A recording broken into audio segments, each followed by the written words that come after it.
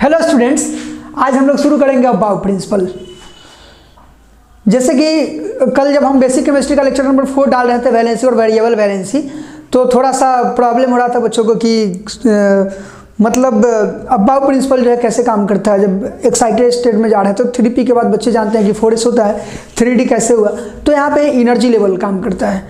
तो above principal क्या बोले थे, एकदम कम टाइम में, यानी कि इफिशियंसी के साथ द बेस्ट कंसेप्ट पूरे, मतलब क्या बताएं, जितना आप लेक्चर देख रहे होंगे धीरे धीरे आपका कंसेप्ट क्लियर हो रहा होगा, मतलब सेल्फ कॉन्फिडेंस बिल्डअप हो रहा होगा, लग रहा होगा केमिस्ट्री की दुनिया में हम भी बहुत अच्छे हो रहे हैं। तो आई थिंक कि जो अभी लेक्चर बनाएंगे अबाव प्रिंसिपल का, उस पर अच्छे से फोकस करने की ज़रूरत है। ध्यान दीजिएगा, अबाव प्रिंसिपल में पहला रूल क्या बोलता है। अबाव साहब बोलते हैं कि low energy orbit is field firstly. Low energy का ऑर्बिट जो होगा उसको पहले भरेंगे, ठीक है। तो सर लो एनर्जी क्या होता है, low energy orbit is field firstly. अब लो एनर्जी के ऑर्बिट को हम जानेंगे कैसे, तो लो एनर्जी ऑर्बिट को चेक करते हैं एकदम अपने भाषा में। It is checked by n plus L rule.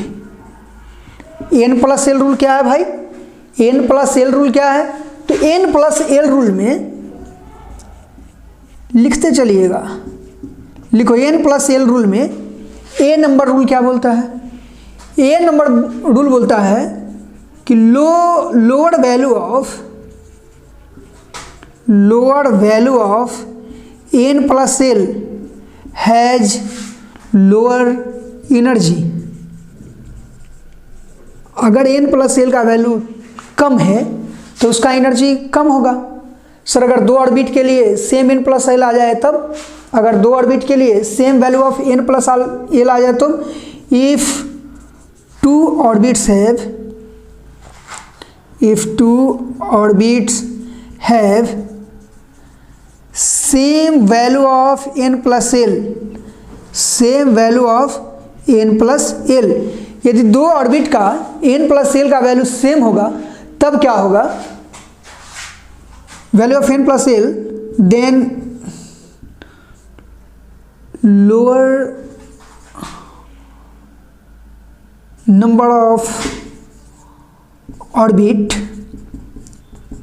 Has lower energy. क्या बात है, यानी कि अगर दो ऑर्बिट का सेम वैल्यू आ जाए n प्लस एल, तो सर इलेक्ट्रॉन पहले किस में जाएगा, तो जिसके ऑर्बिट की संख्या कम होगी उसमें पहले इलेक्ट्रॉन डाल देना। इसमें इतना दिमाग लगाने की जरूरत है नहीं। देखो अबाव प्रिंसिपल क्या बोलते हैं एक लाइन में कि लो एनर्जी का जो ऑर्बिट होगा उसमें पहले इलेक्ट्रॉन डालेंगे। सर एनर्जी लेवल चेक कैसे करेंगे, है ना, इससे बहुत सारा क्वेश्चंस भी करवाएंगे, धीरे धीरे सब कंसेप्ट क्लियर हो जाएगा। तो सर कैसे चेक करेंगे, तो it is checked by n plus L rule, इसको n प्लस एल रूल से चेक कर लो। तो n प्लस एल रूल से कैसे चेक करेंगे, तो अगर n प्लस एल निकालेंगे तो लोअर वैल्यू जिसका होगा n प्लस एल का, वो लो एनर्जी का होगा। अगर दो ऑर्बिट के लिए सेम आ गया n प्लस एल का वैल्यू, तो फिर क्या करोगे, जिसका ऑर्बिट का संख्या कम होगा उसमें पहले इलेक्ट्रॉन डाल देना, और जिसका ज़्यादा होगा उसको बाद में डाल देना। ठीक है दोस्त, अब ध्यान दो। सर अब n प्लस एल रूल काम कैसे करता है, तो देखो कुछ याद रखना होगा आपको। Subshell value of L, A subshell के लिए एल का वैल्यू 0, पी के लिए 1, डी के लिए 2, एफ के लिए 3। इतना तो याद रख सकते हैं, ठीक है। तो पहला प्रॉब्लम क्या फंसता है आपको, मतलब जनरली जो बच्चों को प्रॉब्लम फंसता है कि सर 3p के बाद 3d नहीं 4s क्यों, तो देखते हैं 3d भी लिखते हैं और 4s भी लिखते हैं। n मतलब क्या होगा, n प्लस एल में n इक्वल्स हो जाएगा number of quantum number, sorry n equals to quantum number, या इसको बोल सकते हैं प्रिंसिपल क्वांटम नंबर, या बोल सकते हैं नंबर ऑफ ऑर्बिट। ये तो पता है आपको, number of orbit, principal quantum number बोलो, प्रिंसिपल क्वांटम नंबर। एल क्या होता है, azimuthal quantum number, azimuthal quantum number भाई एन प्रिंसिपल क्वांटम नंबर जो नंबर ऑफ ऑर्बिट होगा, एल एजीमुथल क्वांटम नंबर जो यहाँ पे लिख दिए सर। तो अगर एन ऑर्बिट के लिए है तो एल किसके लिए होगा, तो सब सेल के लिए होगा, फॉर सब सेल। देखो बहुत मजा आएगा, सब सेल के लिए होगा। जैसे 3d है तो यहाँ पे n कितना है 3 और d के लिए l कितना है, d के लिए l कितना है 2, तो n प्लस l कितना हो जाएगा, कितना होगा n प्लस l, तो 3 + 2 5 आया। और अगर 4s के लिए n प्लस l निकालोगे तो इसके लिए n कितना 4 और s के लिए l कितना 0, तो इसके लिए n प्लस l कितना हो जाएगा 4 + 0 4। और सत्यम सर ने लिखवाया था कि जिसका n प्लस l का वैल्यू कम उसमें एनर्जी कम, तो एनर्जी किस में कम होगा, 4s में कम होगा 3d से, एनर्जी 4s में कम होगा 3d से। दूसरी नंबर बात ये कि अब बाबू साहब बोलते हैं कि जिसका एनर्जी कम होगा उसमें इलेक्ट्रॉन पहले डालेंगे, तो एनर्जी किस में कम होगा, 4s में एनर्जी कम होगा कि 3d में, तो 4s में, तो इलेक्ट्रॉन पहले 4s में कि 3d में, तो सर पहले इलेक्ट्रॉन 4s में। क्लियर, ध्यान से इसको नोट कर लीजिए। देखिए जैसे आपका पोटेशियम है 19, तो आप लोगों को तो पता है 1s2 2s2 2p6 3s2 3p6। अब इसके बाद 3d नहीं, क्यों, 4s1 होगा, क्यों, क्योंकि अभी सर ने बताया कि n प्लस l का वैल्यू 3d के लिए 5 होता है और 4s के लिए 4 होता है, तो जिसका n प्लस l का वैल्यू कम उसका एनर्जी कम। और अब बाबू साहब बोलते हैं कि जिसका एनर्जी कम उसमें इलेक्ट्रॉन पहले, ठीक, तो पहले इलेक्ट्रॉन किस में 4s में। कंसेप्ट क्लियर, तो ऐसे करके आपका कंसेप्ट क्लियर हो गया। 2-3 क्वेश्चन करवा देते हैं। जैसे मान लीजिए कि एनर्जी का ऑर्डर लिखना है 2s 2p 4s 3p 4d 6s 7s 6p 7p 6d, ठीक है भाई। सब का n प्लस l का वैल्यू निकालो।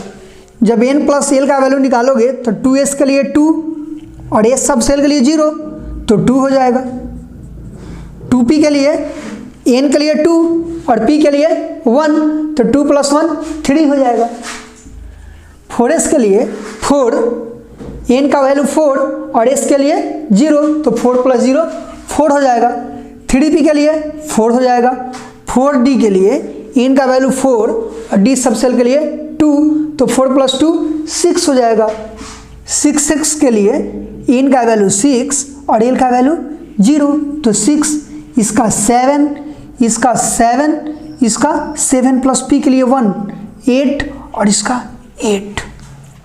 अब देखो ये दोनों का वैल्यू सेम, ये दोनों का वैल्यू सेम, ये दोनों का वैल्यू सेम और ये दोनों का वैल्यू सेम। ऑर्डर लिखना है तुम जैसा बोलो, मैं इंक्रीजिंग ऑर्डर में लिखता हूँ, ठीक।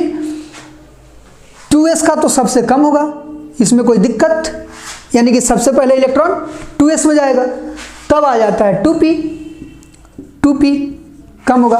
अब 3p और 4s में सर किसका कम होगा, दोनों का तो वैल्यू सेम हो गया, तो 3p और 4s में दोनों का जब वैल्यू सेम हो गया तब ऑर्बिट चेक करेंगे, तो 3p का कम होगा 4s से।